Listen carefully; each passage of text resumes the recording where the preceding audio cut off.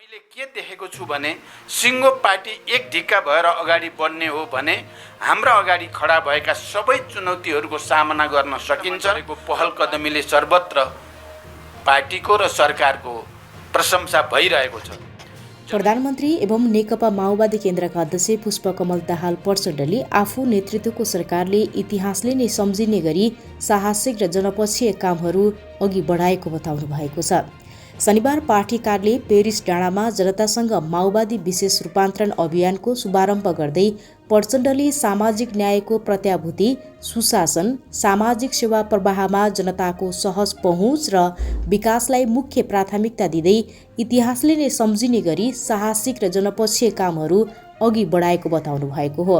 उहाँले एकपछि अर्को गर्दै सरकारबाट अघि सारिएका कामहरूले जनतामा राजनीतिक र व्यवस्थाप्रति नै विकास हुँदै आएको निराशा चिरेर आशा र भरोसाको वातावरण सिर्जना गरिरहेको धारणा राख्नुभयो। सरकारले गरेको नक्कली भुटानी शरणार्थी काण्डको छानबिन, ललिता निवास प्रकरणमा निर्भीकतापूर्वक गरिएको कारबाही, सुनकाण्डको निष्पक्ष छानबिन जस्ता घटनाले राज्य शक्तिको दुरुपयोग मार्फत भएका अपराध कर्मको पर्दाफास भएको उहाँले बताउनु भएको हो।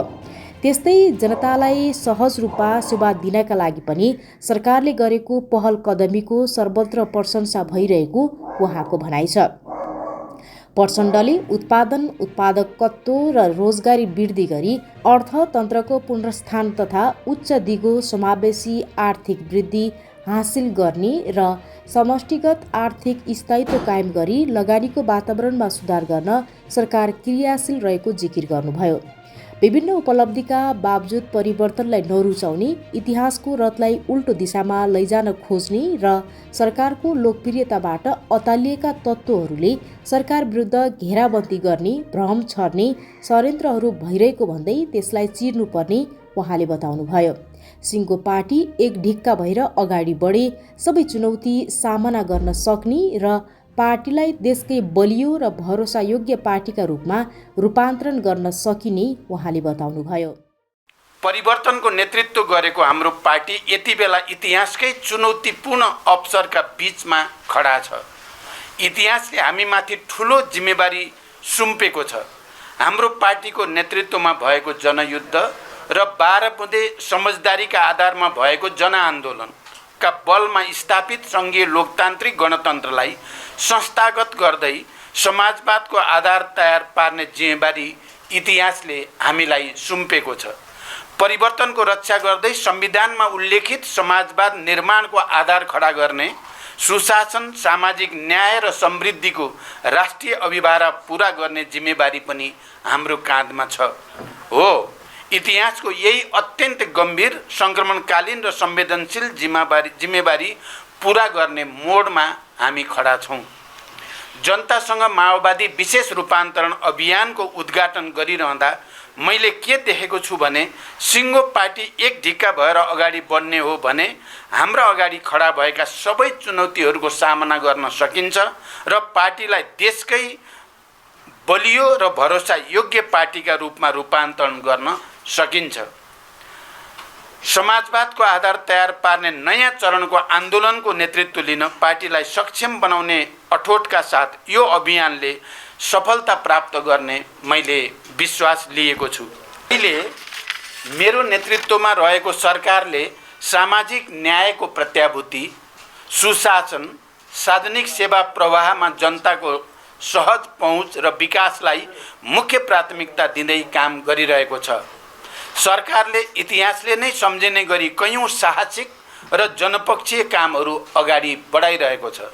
एकपछि अर्को गर्दै सरकारबाट अघि सारिएका कामहरूले जनतामा राजनीति र व्यवस्थाप्रति नै विकास हुँदै गएको निराशा चिरेर आशा र भरोसाको वातावरण सिर्जना गरिरहेको छ।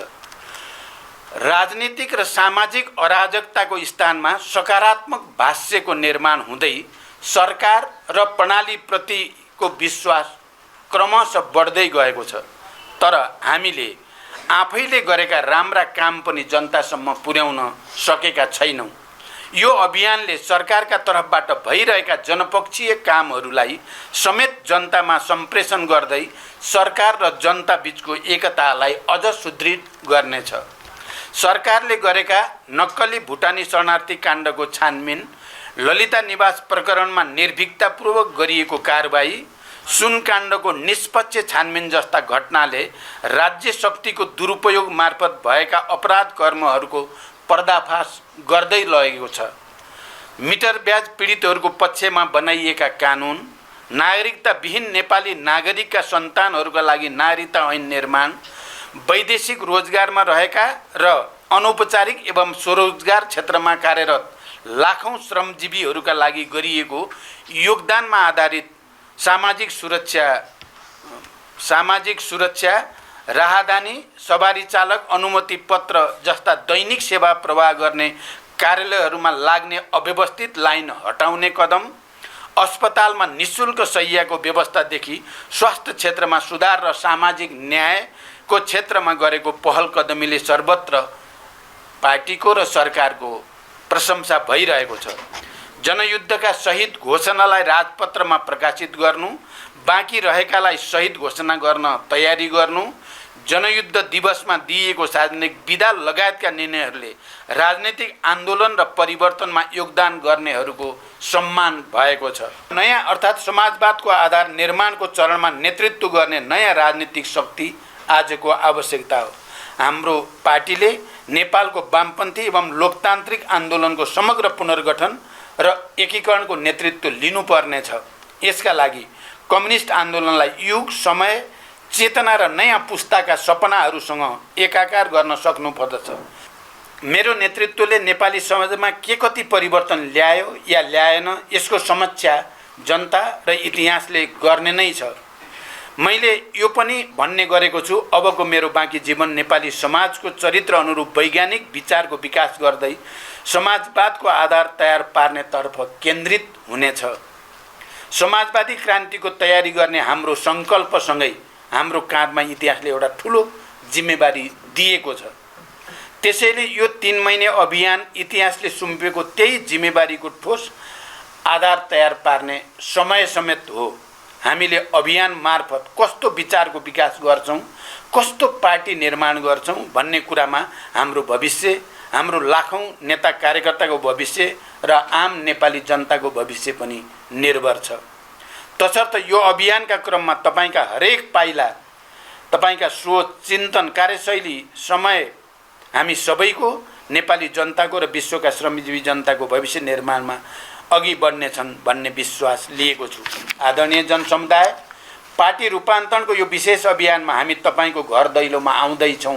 समाजवादका आधार तयार पार्ने नयाँ चरणको आन्दोलनको नेतृत्व लिन पार्टीलाई सक्षम बनाउने अठोटका साथ अभियानले सफलता प्राप्त गर्ने उहाँले विश्वास व्यक्त गर्नुभयो। उहाँले जनसम्बन्धबाट पार्टी विमुख हुँदै जाने परिस्थितिसँगै सिर्जना भएको सङ्कटलाई चिर्न समेत यो अभियानले नयाँ प्राणको काम गर्ने आशा रहेको धारणा राख्नुभयो। 3 महिनासम्म चल्ने अभियान अन्तर्गतमा माओवादीका नेताहरू जनताको घर घरमा जाने माओवादीले जनाएको छ।